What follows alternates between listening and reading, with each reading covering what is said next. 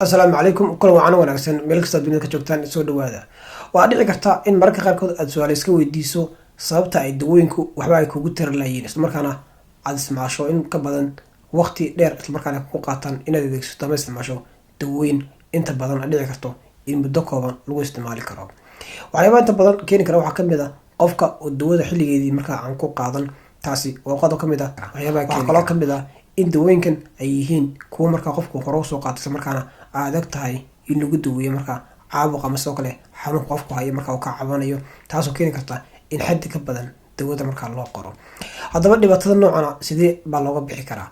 Marka laga hadlayo in la yareeyo ama xaaladda noocan laga baxo, waxaa la adeegsadaa in la ogaado dawada ku saxda qofka, taasoo markaa ka dhigan in xaaladda qofka markaa uu ka cabanayo in lagu daweeyo. Tusaale ahaan oo kale qofku wax ka cabanaya caabuqyada markaa ay keentay bakteeriyadu, taasi waxay keenaysaa markaa in qofka lagu dayo ama loo isticmaalo dawooyin fara badan si markaa ugu dambeyntii meesha looga saaro caabuq ka cabanayo. Hase yeeshee taasi maaha xalka ku habboon. Dawooyinka badan qofka lagu tijaabinayaan waxay keenayaan in xaaladda ay uga sii daraan. Xaaladda sida ugu fudud markaa lagu maareyn karaa waxay tahay in la tago lab isla markaana la baaro dawada ku habboon, taasoo ka dhigan markaa in waqtiga la soo koobo isla markaana qarash badan aan markaa ku baxaynin, taasoo ka dhigan in markaa qofka xilli macquul ah ama xilliga ugu habboon laga daweyn karo xaaladda markaa uu ka cabanayo.